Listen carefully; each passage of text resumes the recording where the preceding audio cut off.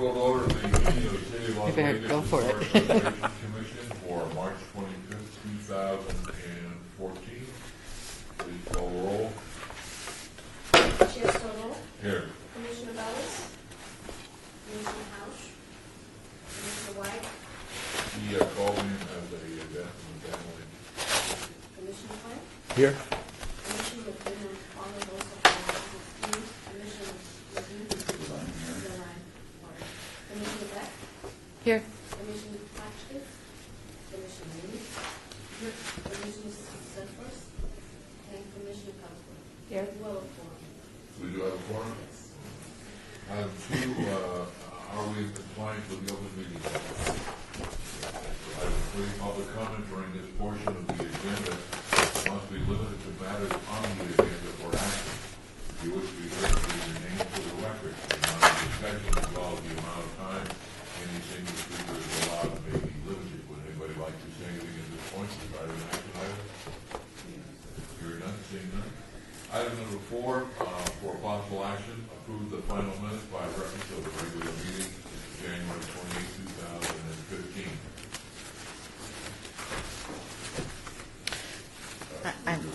Second. We have a second. All those in favor say aye.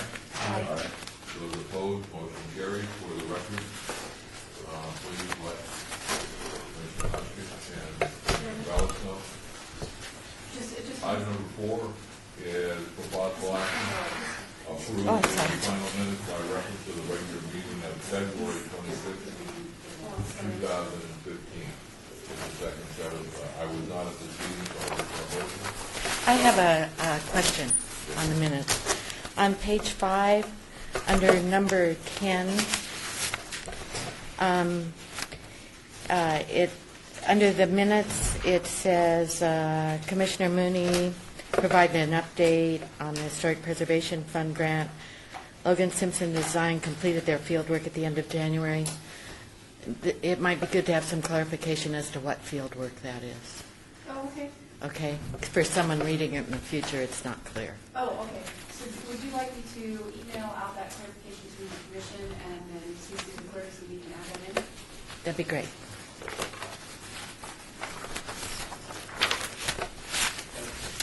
Reading all that out to the commission, as long as we don't then let you now shout it out. No reply. So, but we could approve it with that correction, or with that addition, today. Okay, so I move that we approve it with that addition. Second. Further discussion? Motion is to approve the minutes with that change, January 28, for February 25, 2015. All those in favor say aye. Aye. Those opposed, motion carries. Item number 5, HBC 5780, 2, possible action regarding the preparation of chronological history of the development of the historic west side. I'd like to table this item Okay. until we're had a chance to discuss this more and come up with this one. So I made a motion. Did I? Okay. For a second? Second. Second. Well, all those in favor say aye. Aye. Those opposed, motion carries.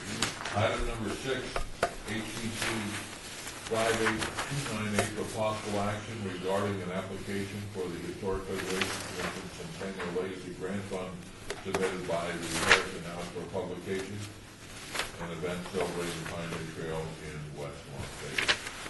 The applicant is not present. We can hold the item until later in the meeting, and if they do not appear, then it will be held in vacancy until next month. If we run a trail, then would we need to come back if they don't appear to hold it today? So we will trail this item. Or we can say that. I learned some new word. If we can, so. Trails we have it. Yeah. Item number 7, HPC 58299 for possible action regarding expanding public outreach activities on behalf of the Historic Preservation Commission to include social media. We have a representative here, Jennifer from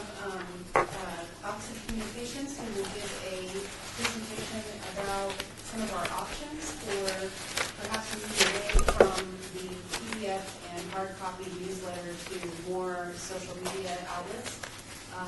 So if no objections, I will just hand it right over to. Okay. Sure.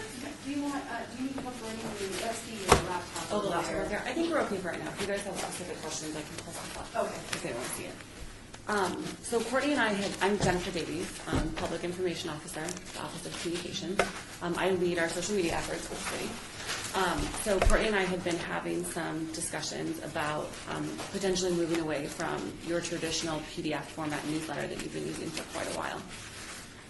It's become a little cumbersome, I think, to maintain, and there's been some concerns if enough people are reading it when you have the hard copy. So we talked about some options for you and expanding your presence on different websites that we use to help communicate your messages. So my recommendation to her was to form a working relationship with all of you to be better informed about the projects that you're working on, to be able to do blog posts on our Tumblr page that we run, which we then could promote on our Facebook and Twitter pages. We have 17,000 Facebook fans, and we're coming up on 50,000 Twitter followers. So we have a very engaged following on there, and people absolutely love to hear about anything that we're doing to preserve Las Vegas's historical integrity. So we think that would be a really great fit. So all it would require from you guys is, anything that would have made it into the traditional newsletter, which I think was only issued maybe once or twice a year, right? So it was pretty limited anyway. But just keeping my office better informed through Courtney about what's going on and what projects you're working on. So that could, include stuff when you're working on restoration projects that come up downtown. People really love to hear about that, and things like that. Anything that you really would like to get the public's attention on or support behind. So again, it just requires you kind of keeping Courtney in the loop on that. And then we had also talked about the possibility of offering social media training to all of you if you're interested in it. It's not anything that we would obviously require, but if you are interested in using social media more, I meet with all of our council members regularly. I'm getting ready to meet with our planning commissioners to make them more aware of social media and how they can use it to help communicate the messages of the commission into the community. So if any of you are interested in doing that, we could set up some one-on-one trainings, or we could set up more of a group training if a few of you are interested in using it. I mean, that could include, starting a small Twitter account for yourself, or an Instagram page, which is where you can share photos. You all have a very interesting perspective that the community would really love to hear about because of your interest in preserving the historical integrity of our city. So if any of you are interested in that, you can also let Courtney know, and I'd be happy to set something up. So what this might look like is, instead of doing the newsletter twice a year, I would just post. You could send me things if you wanted to post an article. I would submit it to Office of Communications, and then they would do a proofread, and then they would post it on whatever medium they see that it fits the best. And then we can also shoot them small things like, I met with Commissioner Cosgrove to discuss this a couple of weeks ago, and she was saying, if I could just think of something that I'm working on, like a little update, I just shoot out a little paragraph to them, and then that goes on, Facebook or whatever. So it's kind of more constant throughout the year as opposed to twice a year with a hard copy newsletter. One of the things that we're noticing is we're really restricted in where we can distribute the hard copy newsletter. The library won't let us leave our newsletter there anymore. So, and those were our biggest, the venues where we would leave our newsletters. And we're also not getting a lot of hard copy stuff, so I do email that stuff out. But people can still read. The Facebook isn't private. The Twitter isn't private. So people who, even if they don't have Twitter accounts and Facebook accounts, can read this. It's something that they're already getting electronically. And so I think it's a step we're going to have to make. I think it keeps people engaged to have maybe a little bit more constant information. And I would also like to get any comments from Commissioner Cosgrove. This was kind of her really pushing me to get this ball rolling with me, based on the conversation and her ideas. She's pretty active in social media, so Okay. you have some really good ideas. I use Twitter quite a bit. Twitter's a tool that you can use for political purposes, but I also follow like the Smithsonian, the National Archives, all the national parks, and they have like millions of people who follow. The National Archives has millions of followers. I mean, that sounds crazy, the National Archives. But they post images of primary documents. They post, if you look at the Smithsonian, they post pictures of the exhibits that they have, and people love that stuff. They do. You see History- repost over history and is over and over. very well performed. And I thought, Las Vegas, I mean, we should have an account like that because we have really cool stuff here that I know we would get followers. And I remember when the meeting when we were over in the other room, there was that one young gentleman that was sitting there just watching what we were doing. There's lots of young people out on social media that want to do more than just post their food and selfies. Instagram is more food than selfies, I have found. But on Twitter, that's oftentimes where you're going to get younger people who might not even know that we exist, that if you're maybe posting something we're doing with the historic West Side that they don't know about, could get them interested in historic preservation. And then too, just having a better working relationship to access maybe. Do you guys have archives or anything like that where you maintain any sort of historical documents or historical photos or anything like that? Just in the records, Okay. the libraries, if I ever come into any possession of historical documents, I usually distribute them to the libraries. Oh, okay. So, But maybe even Would just we set up an HPC Facebook page and put it kind of as those, or? I think for now, Or I just think us pushing yeah, I think stuff for to now the- because we have such a built-in following, I'd like to start it on our pages, and then depending on how it goes, if you guys have a ton of stuff and you're really getting a lot of engagement and a lot of interest, then we can definitely look into getting. And it that's here. one of the nice things about social media is it has kind of metrics built in. Yep. So on Facebook, you do likes, so you count how many people like your page, and then on Twitter, you can do retweets or favorites. Right. So there are metrics that she would be able to Yep. tell us. Couple of questions. One Sure. is, I'm taken back a bit by the fact that the library will not allow us to have the historic preservation newsletter left there. we were told that they don't allow anybody to read newsletters or brochures anymore. Problem, Chairman, is probably if you allow one group to leave a newsletter, then you have to allow all groups to leave a newsletter. I think that's it, that's the logic of that, but it's still going to, as a regular human being, I'm not representing this group, I recall, and that's why it seems to me. Secondly, I'm not sure why we're stopping the newsletter, not posting that on the internet. That's an event which either has a biography of a member of the group here, or a specific article, a historic article or something, and why we just can't do that electronically. Right. And I don't think the intent is to stop that at all. I think the intent is just, instead of doing it twice a year, is to use that information to share on our channels as it comes up versus So are we stopping it? It would it's the same content, just distributed throughout the year instead of twice a year. So we're not going to have Correct. a 4-page, so we are stopping. Yes. Okay, the answer is yes, we're going to. Okay. If that's what we're proposing. Okay, no, okay. But in the event that we wanted to expand later, I mean, we run all of the email newsletters for all of our council members as well. So in the event that we wanted to move to that in the future, we could absolutely help and do that and still distribute it in the same way, maybe more frequently, because I think twice a year is a little long to go between issues, but that's always an option too. I don't expect anybody to respond to my Twitter. Okay. So when I go on Facebook, I expect somebody to respond to that. Mm-hmm. So what we're suggesting is if you go on Facebook and say, we should say the Dominion building, and somebody gets on and starts yabbering, they're going to expect you to engage. So that's, Sure. Well, we monitor that 24/7. And Courtney can attest that when we do get comments, as we do from time to time on different historic preservation projects, I always forward those to Courtney, and we arrange a response if needed, or we just share the feedback. I think we had someone recently who wanted the Huntridge area to be included as a historical neighborhood or something like that, which Courtney said you guys were kind of working on at the moment. so But then we, you respond. yes, definitely. But with her assistance. So we're monitoring and making sure that we're getting back to people, but with When your help. Commissioner Klink gets on and says something outrageous, That's me. then does he have to clear that with the city?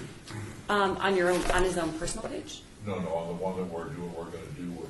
Well, so right now it would just be on the city's page. So if we posted, maybe an article or something that would have been in the newsletter that we would post on our Facebook page, and someone commented on there, we would respond back as the city to him.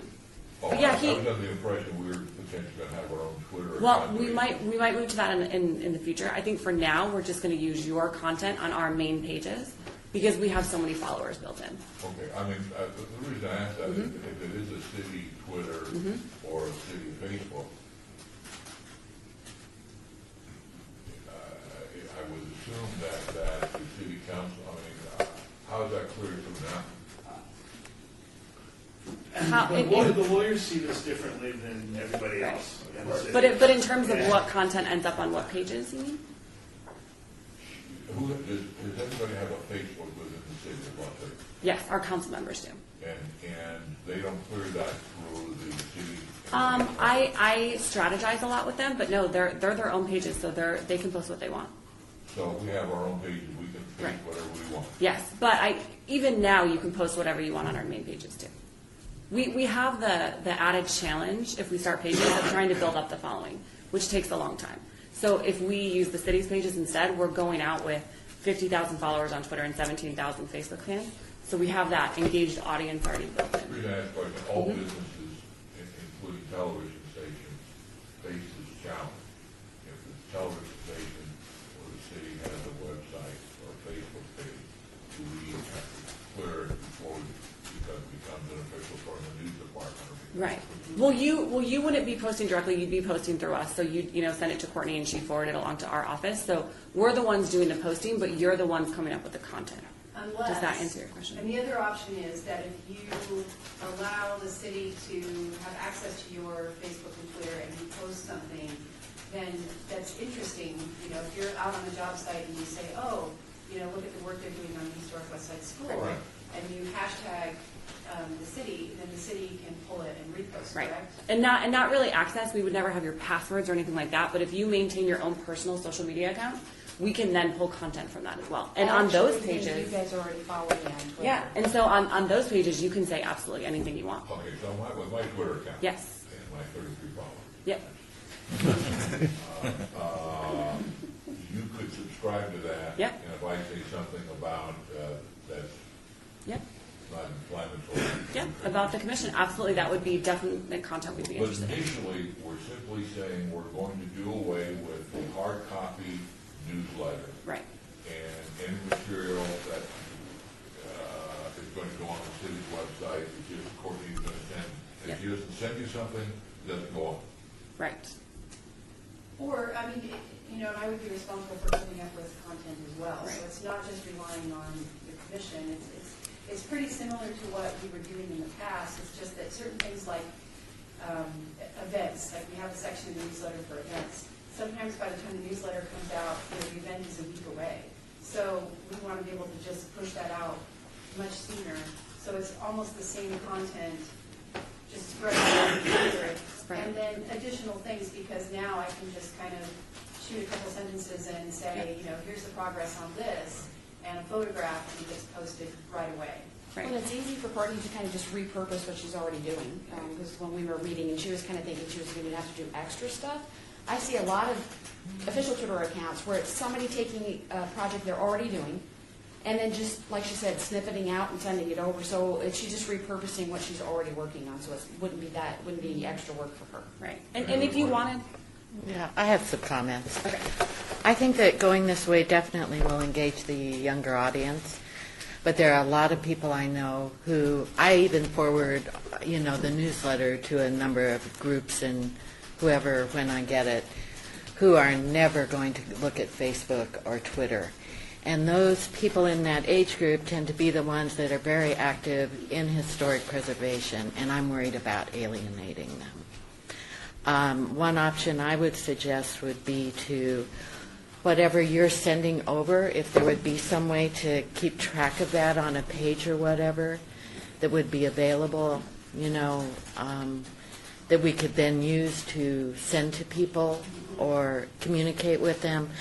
But we need something beyond just this approach, or we're going to leave out some really important people. And we can definitely go back and think about those things. I mean, we can also create a portion of our website where some of that content could live as well. And that would be an easy fix that we could To send what? people. A portion of our website that we could send people to that would have that same content that we would, through with Courtney's help, post on there. If they have access to email and they can get a PDF document, would it be just as easy for them to look on the city's website, or? Well, that may be, but I'm talking about something that we can distribute to these Put it on people. hard copy. Yes, because there are a lot of people I know who are in their 80s. They are not doing this, but they're active. Well, I And would in historic preservation, I don't think so. Right, and even with our council newsletters, I mean, I think that's a huge vote of confidence that they've gone in this direction too, and they only do email newsletters. They don't do any printed copies anymore. So, Let me just quickly, we have not printed hard copies of the newsletter for. Right. So I have sent them, out with the PDF attachment. But these people are not going to go to Facebook and Twitter and but they do whatever. have email addresses. Yes. Okay, so maybe the email newsletter then is something that we would still be interested in moving forward with. Or maybe something simpler, but that has the information that's being posted. I don't know quite how to do it. This isn't my Do field. you guys use Constant Contact or any of those? We use MailChimp for our newsletters. Yep. Chairman, listening to this, I might, trying to understand your question, I think I might ask Jennifer to differentiate between posting through Courtney on behalf of the city and you guys as either just folks or you guys as HPC commissioners posting. We have, what I understand is we have a policy document that would guide you as HPC board members as to what we would like you to either post or not post or how to post, because you might be perceived as speaking on behalf of the city. Right? And so maybe Karen, you can share a little bit about that policy document and maybe get Courtney the policy Sure. so we can distribute. Sure. So we have a two-pronged approach here. One is you send us content that we post on official city pages. The second prong approach is you are interested in social media and want to start your own accounts and share some city information on there. Account with the city stuff. We already have our own account. Yeah, so no, your own accounts, period. Okay. So whatever accounts you currently have, utilizing those accounts to share more city messages, especially about the commission, that we then could share. Oh. And so the policy that he's referencing is a social media policy that applies to all employees, commissioners, that type of thing. And so it basically just says, be smart and be responsible. But if you wanted to go down that road where you were actively sharing content with us as you're going about your daily business as a commissioner, we could set up some trainings to talk about, here's some ideas on what you could be posting, here's some things that maybe we don't want you to post that may violate open meeting law or something like that. But other than that, for you to build up your own social media presence to share content with us. Does that make sense? It does. We're actually sort of talking phase two. Phase one is to deal with our twice-a-year newsletter. Right. And so we have a concern, we have a concern that some of the people that would be important to us to reach are not going to get it from social, they're not going to do Twitter, they're not going to do Facebook. The second thing I would suggest is that even though we only do it twice a year, there is sort of a calendar that we will get it done twice a year for sure. And that will have some elements to it, biography, a lead article, a couple of other things. I would still suggest that we have that sort of deadline, that we build ourselves some deadlines of what we want to have, so that we don't all of a sudden, it's been 9 months and we really haven't put anything significant up there other than events. Right. I would still think we would need this is what we're going to do, this is how it's going to get done by a certain point, and a commissioner will be responsible for gathering this information up and getting it to Courtney and getting it to you. I think we need to have a series of events that take place, and I would really like to be able to address, and maybe you already have, Commissioner Beck, that's my concern as well, and some others, of how we handle to folks that are just not going to spend the time on. Sure, and we can definitely do that. Email newsletters are absolutely doable. I would recommend if we're going to go down that road that maybe we switch to quarterly instead of twice a year, because it keeps you in, it keeps you in front of everyone a little more frequently. And then we use some of that content and some extra content too to share on the city's social media sites as well. Yeah, it would serve both purposes, and you'd Right. probably end up with a little more on the Yeah, city, a little more content. but it then would at least keep people informed that that's really the only way they're Sure. going to I don't go. think And- that you think we can build into the system? As far as like a regular calendar one and. Oh, yeah. Could we maybe set an agreement, because we will have analytics available with the newsletter, that maybe we try it for 1 year, and depending on how many people are reading it, that maybe a year from now, we go back and kind of examine how it's performing? On the email newsletter? Yes. But how would you tell if I send it to organizations that have a couple hundred members? How would you tell the readership? So our newsletters monitor what's called an open rate. So that tells us Mm-hmm. anytime anyone reads that newsletter, it's going to count. And so that tells us, we sent it to 1,000 people Uh-huh. and 10% read it. So Okay. that it would give us those types of analytics. So not to say that it would necessarily go away, but just maybe 1 year from now, we could look at it and say, well, do we think this is working? Should we maybe think about trying something else? Does it detail what they're looking, what they're reading? Sometimes it details what links they're clicking on, so we could, put some pieces together on what they're most interested in those newsletters. But if Commissioner Beck sends it out to 1,000 people, he carries with it when they read it. Yes, when they forward it, yep, it does. That's kind of Little creepy. cookies in there? Yeah, so, in what? Little cookies? Something like that. So what happens, even if you send it to one person in an organization and they forward it, we actually can monitor who forwarded it the most and how many reads resulted in that. But it still counts into our overall open rate too. Oh, big sister. Yeah, not too much. We don't know exactly what they're doing, but it just helps us make better decisions on how often we're doing things. So we're not just throwing time away if people aren't necessarily interested in the content. So it allows us to tweak things as we go along too. And so it doesn't matter how strong the firewalls are? Nope. Okay. So we know if you send it to Larry Flint. What am I going to do now? I'm not going to be able to send it anywhere. So do we need a motion, or what are you suggesting according to do it? Take appropriate action, I'm not sure, you heard a report. You're not required to take action. If you have the ability to take some action because of the way it was agendized. If there's some direction you wanted to provide in the form of motion, you certainly could. well, I think we've got two pieces that we're concerned with. Well, maybe three, the overall issue. The second part is that we have an email Newsletter. newsletter. And then the third is that, you're suggesting we go to quarterly of some sort. Right. Maybe it's not that many pages, maybe it's just a single. Right. Yeah, we find that 3 to 5 stories in every newsletter is actually perfect. So it's not overwhelming, but it's the right amount of information. So if we try How to many stick words per story in? no, it just depends. Okay. Not very long, because people have short attention spans. They're reading a lot on their mobile devices, and they don't have a ton of room to read everything. So I think 3 would be a great goal. And if we went to quarterly, that may be a little more manageable, and it sounds a little bit shorter than the twice a year issue. Can we move that we're going to transfer to the social media distribution method for historic preservation news and news events and whatever, and that the specifics of the detailed plan to be addressed by the information office? Yeah, we can do that. Oh, Or say okay. online and through online and You social. can email or social media.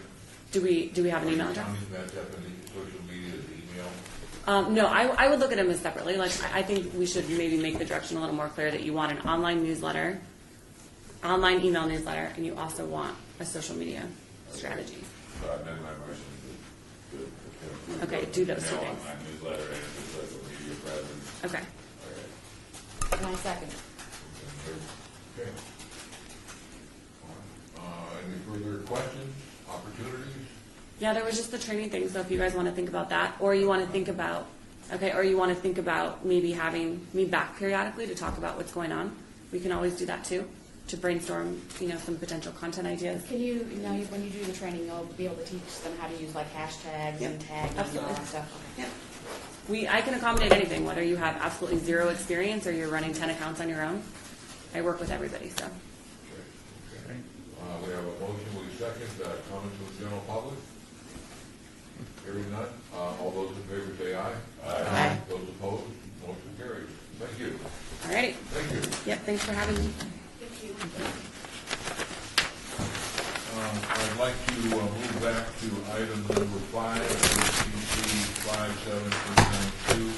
No, 58298, possible action regarding an application for a Historic Preservation Commission legacy grant fund submitted by the Harrison House. Courtney?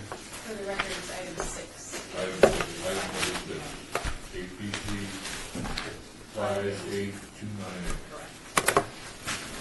Harrison House, Inc. has submitted an application for funding from the HPC Centennial Legacy Grant for $4,020 for publications and events celebrating the Pioneer Trail in West Las Vegas. All applications for publishing must meet the minimum requirements as outlined in the grant application, in addition to those under publishing requirements and mandatory disclaimer for grant funding projects. HPC Centennial Legacy grants are restricted to $5,000. The HPC has $25,000 in the small grant budget. The application has been reviewed for compliance with the grant and has found that the proposed activities are considered allowable costs. Please, for the record. My name is Stanton Wilkerson, and I apologize for not being here sooner. I'm president of Harrison House, the applicant, applying organization. I was just upstairs attending a bicycle pathways meeting in Councilman Barlow's office, not to be a name or anything. The reason that Harrison House decided to embark on this project was kind of twofold, in that we always like to do a spring activity. You may recall last year we did our Emancipation Proclamation celebration. And so this year we wanted to have a new activity, and we wanted to focus on what is happening in our neighborhood. And we noted that the Pioneers Trail, which was developed by the West Las Vegas community in the city of Las Vegas, has kind of like 2 years ago's project. The shoes that are out of style. You can still wear them, but they just don't look good on your feet anymore. So we wanted to get back to a project that would like reshine the light on the Pioneers Trail, make it more or less relevant again, and fun for people to do. The original Pioneers Trail was basically a self-guided tour, but mostly for people in cars. With the today's population, and as I was just witnessing upstairs in the meeting, bicycling and the use of trikes and other non-motorized and some motorized non-polluting vehicles, it's kind of bicycling is kind of getting a new birth in the area, and certainly we want to expand that in historic West Las Vegas. As you know, the Pioneers Trail, quite a bit of it comes through West Las Vegas, and we thought that that would be a great opportunity to capitalize on the economic benefits that the Pioneers Trail could bring into the neighborhood to help stimulate some sort of tourism as well as some commercial activity. Our event is scheduled to take place on April 25th, and the ride begins at 9 a.m. and we plan to depart from the Springs Preserve, and from the Springs Preserve we'll follow the trail back down to the Mormon Fort with a kind of a halfway point celebration at Harrison House. The Pioneers Trail we hope to attract 100 riders. As I said, the trail will enhance public awareness of the Pioneers Trail and the historic aspects and the sites along the trail. We want to introduce a new Pioneers Trail map. And the reason why that's important is, like I said, the current Pioneers Trail map brochure is pretty much geared to people using a car to get around in. So if they get to some place and it's closed, it's not really a big deal. Maybe inconvenient, but it's not a world beater. What we want to try to do is include in our enhanced Pioneers Trail map brochure is the operation hours of the site. So if you're trying to go see the Mormon Fort, Harrison House, the West Las Vegas School, any of those stops, you'll know in advance what the hours of operation are. You'll know whether or not you can get there on a designated bicycle lane. You'll know whether or not there's food and beverages available. You'll know if there are public restrooms. All this information is not contained in the current brochure, and that's kind of what we want to enhance it so that we can put that information along with the existing Pioneers Trail information into a new document that we can distribute at the sites along the Pioneers Trail, that we can get them to our tourist information bureaus and other places where we can distribute that information. And talking with the people over at the Bonneville Transit Station, the bicycle shop in there is operated by Las Vegas Cyclery. They're very interested in this kind of project. They said they get a lot of people in there to rent bicycles or want to purchase bicycles, but they don't have any idea where to go ride that is not in, quote, under the neon. And so they're looking for some activities that they can do with a family group, a church group, or just get out and ride and get some exercise alone. Some of the, as I just touched on, the type of things that our new trail map will cover, site operation hours, site fees, restroom availability, refreshment sites, identifying bike lanes, and also one of the important things that I think our new trail brochure will highlight is new attractions or activities of like kind of things. An example would be if you're at the Mormon Fort, you may not realize you're just up the street from the Neon Museum, the Boneyard, or just up the street around the corner from the Mob Museum. Or if you're at Harrison House, that there's the new F Street connector that it would be nice to go see. So adding those kinds of nearby attractions on an existing Pioneers Trail map, what we think would be a benefit. Getting back to our use of funds, we plan to print 5,000 trail map brochures. We've kind of reviewed a lot of our contractors, and we kind of settled on All American Printing because they come up with a price of about $1,200 for the 5,000 trail brochures. We wanted to give away participant T-shirts, so our purchase for that is going to be about $700, and that's a local contractor called the Vinyl Dude over on Commerce Street. And our catering for refreshments will be done by A to Z Catering Service. And the place where I think I've kind of stubbed my toe a little bit, I thought I had some people under contract that I now have to go back and work it is on my editorial services. Even though we plan to utilize the existing verbiage that is already in the Pioneers Trail that's been approved, I wanted to get our historic architect that helped us write our Harrison House document, Noah Harmon, but she's no longer in business. And so she informed me that she would be unable to try to do that. And so I'd have to go back and rework my contacts for who's going to provide my overall editorial service. I allocated editorial service and public relations promotion. I had allocated a $1,120 for that particular service, not knowing exactly how much it's going to cost, but it's going to be right about some of it, but maybe not all of it, that I'll have to get a contractor to see. But I really don't know if, because I'm not really changing any of the historic documenting, it might be something that we may be able to do in-house and just provide staff or the commission with a copy of it before we go to final press to have it approved. As you know, Harrison House is now a 501c3 nonprofit organization. Our primary officers are myself, Stanton Wilkerson, as president, David Sharp, secretary, and Joe Cooper is our treasurer. And I'll be happy to address any questions that you may have. Is there going to be advertising in the budget or in the brochure? We have space for advertising. We don't know if we're going to really get advertisers for it. If we do get commercial advertising from it, then we can utilize that money and not have to take the money from the grant. That's how we plan to utilize that. If there is advertising, it'll be more toward a community partner type advertising, not, come eat at Joe's, cut out this, and get 2 for 1. It would be more as a community partner. Are you looking at color brochures? Yes. Pretty good price for 5,000 copies. Right, and they'll be size 11 by 17 folded. Like a map, and anybody's ever unfolded a map, I can never get it back the same way, so I'll just say folded like a map. Look for a motion? Question? Move to approve?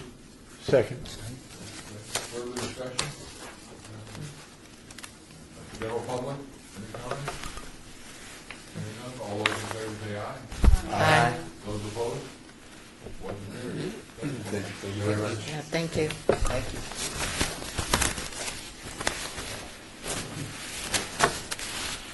No, that's not right.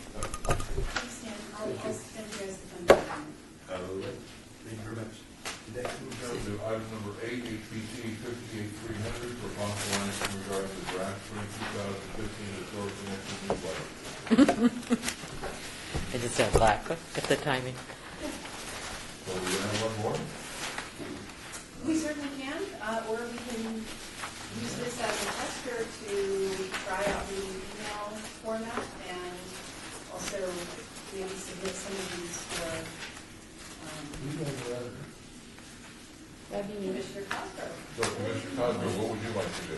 Well, since that we now have content, I'd like to, if everybody was okay with it, let's try the email and social media and see what happens. And we can try, we can start clearing these stories or basically stories out anyway, even if they're compiled as a newsletter. Yeah, good. Yeah, I mean, most content now gives you capabilities to share and repost and so I would think so. Okay, look for a motion? Move to approve. Second? Comment from the general public? Comment from the commission? And last but not least, comment from the staff. Commissioner Beck, I would like to run the email format by you and make sure that you think that this will meet the needs of the population that you were referring to. Okay, so could it be me and Bob because he's... Sure. Yeah, I just want to make sure that, this looks like something that would be easy for your associates to download or read or however. Okay. And then also, we don't have a front or lead article. If you have anything that somebody has written recently and you'd like to contribute, or ideas for a lead article, we're missing that. And we're also missing a lost, saved, or threatened. I just couldn't think of anything off the top of my head, so if you think of something, let me know. We have a motion, we have a second. All those in favor say aye. Aye. Those opposed, motion carried. Number 9, HPC 58301 for possible action regarding changes to the Historic Preservation Commission Centennial Legacy Grant application to include a required matching contribution by the applicant. Take a look. At the last meeting, the commission requested a review of language in the HPC Centennial Legacy Grant application that would require a match contribution. I researched other grant applications and revised the application in the sections below. Please see attached. Essentially, we will go to application on page 7 for the first one, where it says that matching funds at least 30% of the total project or program costs are required. Matching funds can consist of cash or in-kind contributions. And then I looked for a good explanation of in-kind contributions to complete or to include in the grant as a definition. And also on the budget sheet, including volunteer labor as, for some reason that wasn't on there, I'm not sure that, volunteer labor as a match, and then just rework some of that. There may be a learning curve in determining what's considered in kind and what's not. I may stumble through this at first, but we can certainly figure it out. Question, I would apologize for not being at the last meeting. How did this come up? There was a discussion with the grant application that was just approved that the commission wanted to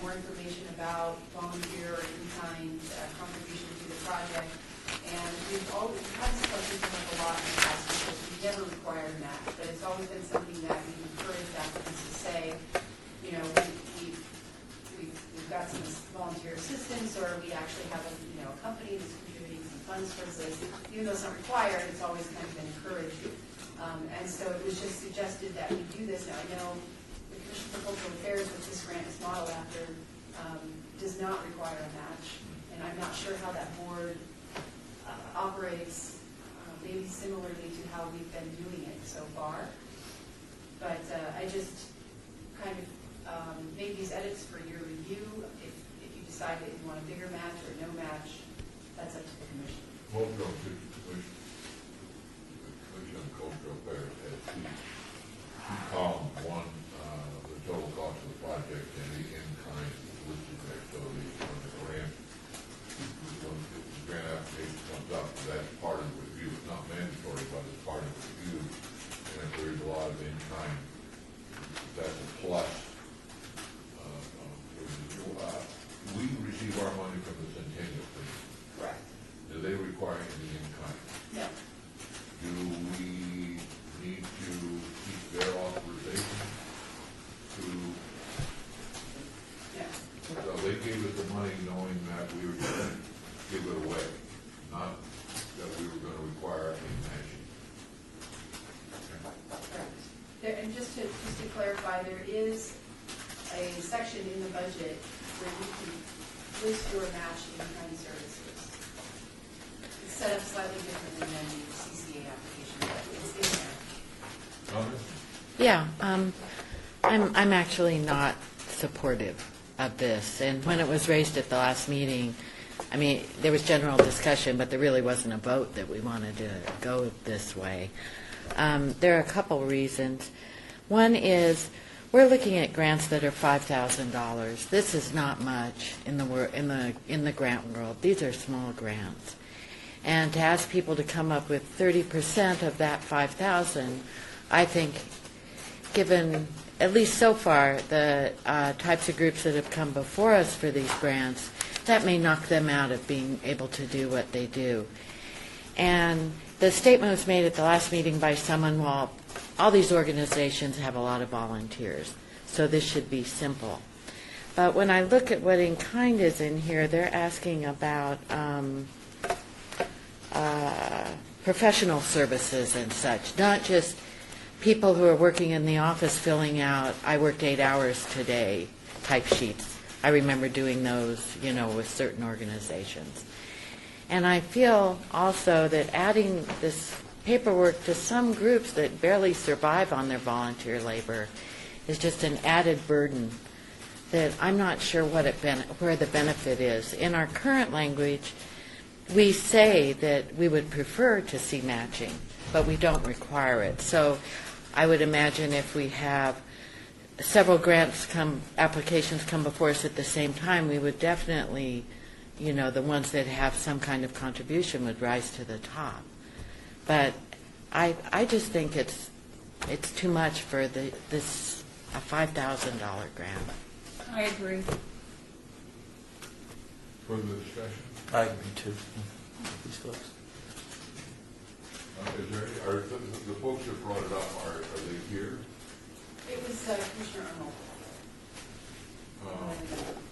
Well, like if there's a neighborhood meeting, and, when we did our neighborhood sign or whatever, we counted any time somebody went and went to the meeting, each hour, if there's 20 people, that's 20 hours by $14 or whatever. I mean, wouldn't that be anything? But it can be a lot of different things. So, We could, first of all, I'm in agreement with just the whole general principle of $5,000 and 30% is a lot. But we could decide what in-kind is. And in-kind could simply be, doesn't have to be the professional trainer, doesn't have to be that. We could simply say kind of in-kind services. When we give a grant for a book, the time spent writing the book is in kind. Well, but we it's don't. not being submitted as a salary request. It would easily fit some things, but it wouldn't fit others, like Right. she said. And the money is given to us without strings attached. I don't think we should put strings on it. So on a We can five, always say no. so if they apply for $5,000, then as I read this, then $1,500 of that has to be in kind. Correct, or cash. Right. So that means that on a $5,000 grant, they're really only able to get $3,500. Or you do Right. $6,500 grant, Exactly. Yeah. they get 1,500, Yeah. and we get 5,000. Well, I guess there's two questions. One, it seems to be there's a consensus, really consensus, that we're not thrilled with the award. We're not thrilled. You did a nice job, Courtney. It was good enough we could argue over it. That it really is exactly what the commission asked you to do, and in good detail, with a good research, we thank you for that.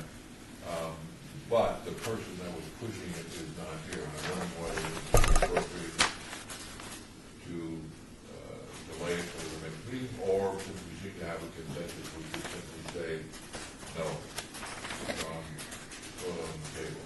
Wow. Well, the no would only be to making a requirement that there be, right?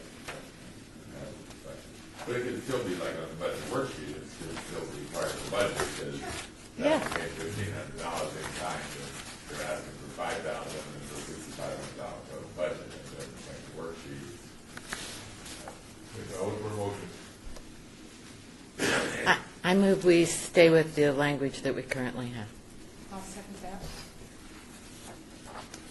All those discussion? Commission?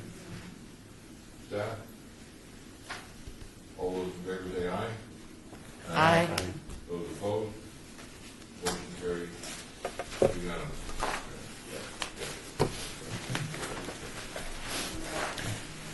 Item number 10, report by the Department of Planning regarding an update on the Senate Assembly bill pertaining to historic preservation, archaeology, and the 78th section of the Nevada legislature. Please, Per Commissioner Cosgrove's request, I assembled the United States Legislature bill summaries pertaining to historic preservation in Southern Nevada as of March 10th, 2015. And the list changes daily. And this list below is just to provide summaries only. So for more information, you will need to access the state website and click on, follow this link, and then you can search however you like. But you can use the bill name or words, history, story, museum, etc. That's kind of what I did to gather this list.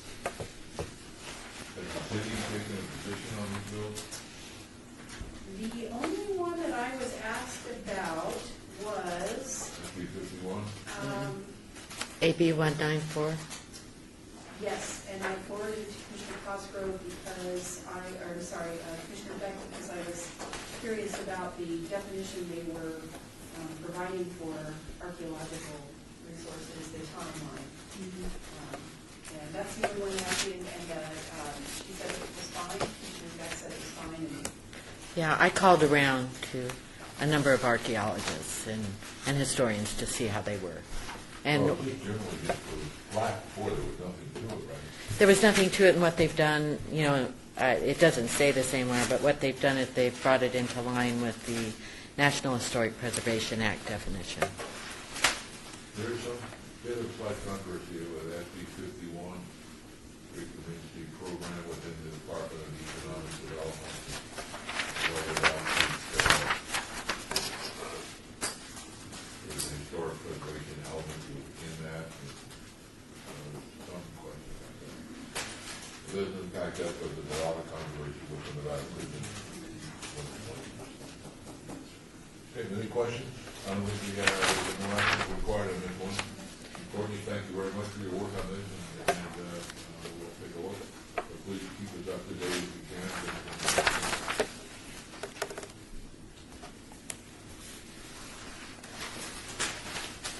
Number 11, report by the planning department regarding the historic preservation and archaeology. Now that we have a definition one.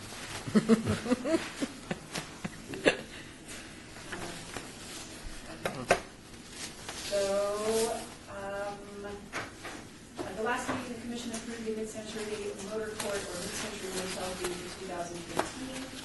We're looking for a title. A couple years ago, we had museum madness or something like that. So we can't do mid-century motor court madness, hotel madness. There you go. Mayhem, right, that's just Man. rioting in the streets. So if anybody has a catchy title for the team, that would be great. So our approved discussions are a panel discussion. The City of Las Vegas is partnering with Nevada Preservation Foundation and the Nevada Museum to organize a panel discussion around the proposed theme. Downtown Project has tentatively agreed to host the event at the Travelers Motel at 1100 Fremont Street. They agreed to, they suggested another site, but I cannot remember the name of the motel. It's, Where is it? 31st Street? yes. Yeah, I can't remember. Roulette. No. I'll have to email it to you all when I remember. What's on the Traveler? I'm sorry? Going to be at the Traveler? We don't know yet. Oh. That's what I'm saying. They've given us two options. We just had a meeting last week, so this is new information. And we're also looking at the gateway, because we have facilities that we might be able to rent a room and then people could use the restroom for the event. The Travelers is closed, so you have to get porta potties and that kind of thing. So there's just some logistical thing we want to work out. The event's going to be outside regardless, in the courtyard or parking lot area of whatever motel we use. And we're going to rent a tent because it might be hot, and it's going to be on the 20th, which is the mid-century modern day recognized by the state. So that's what I know about that. We have a confirmation from Peter Marucci, who wrote the National Register nomination for the El Cortez to be on the panel. Jerry Stefani, who provided a presentation on then and now motor courts at the Historic Preservation Month activity 2 years ago when we had the El Cortez talk. And it was really interesting. He's got a big postcard collection, and I think he contacted you. So he'll be doing that. And if you have any other ideas that relate to this, please email them to me and we'll see if we can work them in. We also have the HPC Annual Awards for Excellence in Historic Preservation, and April we will be taking their suggestions and voting on who will receive those awards. Their proclamation is going to be held on May 20th at City Hall, and the mayor and Chair Stonewall will be presenting the proclamation and the awards as per usual. What's that? I have none. Day of parade. Colorado Days is May 16th. The parade's going to start at 10 a.m. this year. I've reached out to a couple of the antique car clubs, and I haven't heard back yet, but hopefully we'll hear something soon.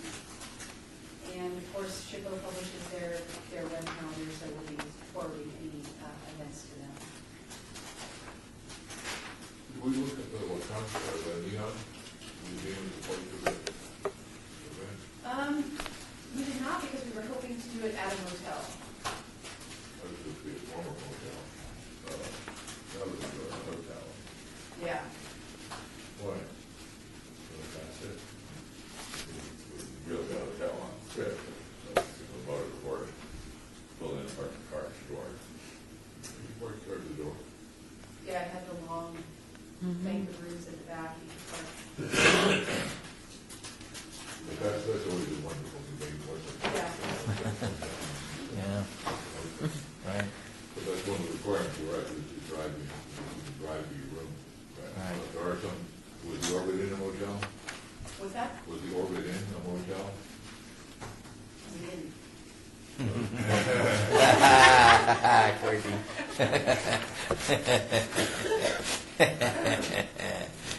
Sharp. So any questions, comments? Hearing none. May 3rd, the Nevada Preservation Foundation, we're doing a 12-15 home tour. May 3rd. By the start of Historic Preservation Month. Okay. What I'm now showing that tour, Nevada Preservation Network, the Patty Springs Group.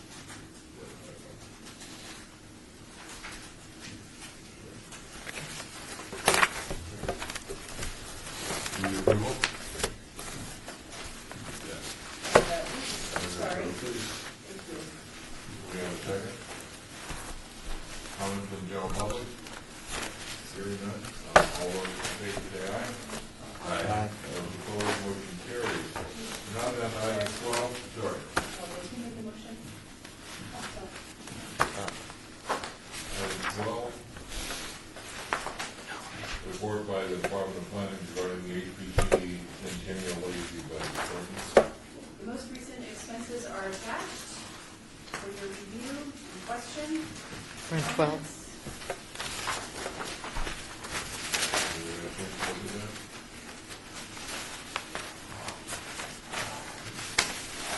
Item 13, report by planning regarding historic archaeological resources in local media.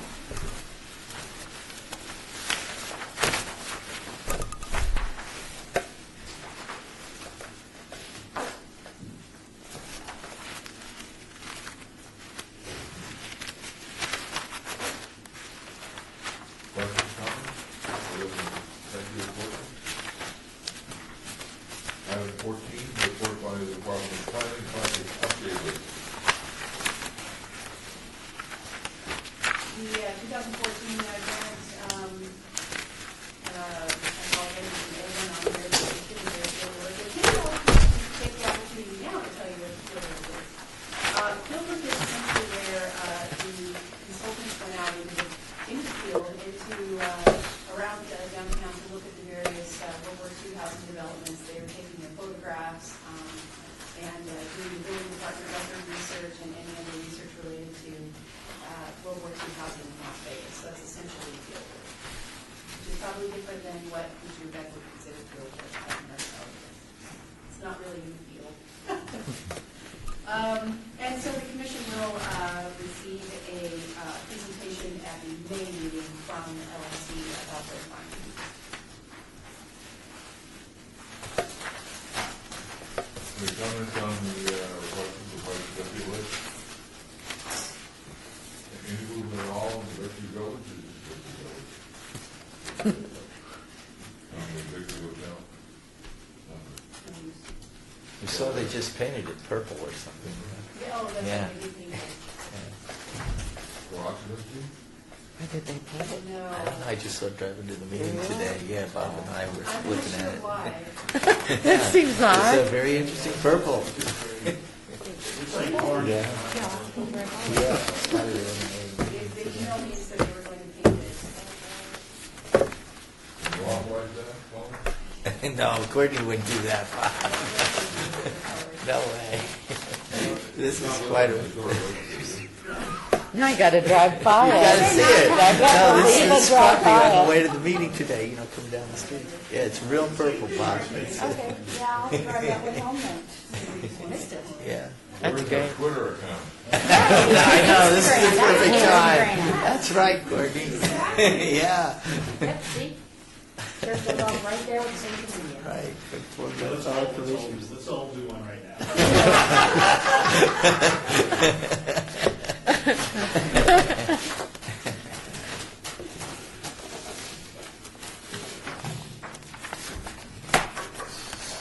I could Twitter something on my personal account. It does not sound fair to the Yeah, this is me to do something that's, yeah. Item 15, discussion regarding topics for future agenda items by the Historic Preservation Commission. Comments made by this portion of the agenda by an individual commission member shall refer solely to proposals for future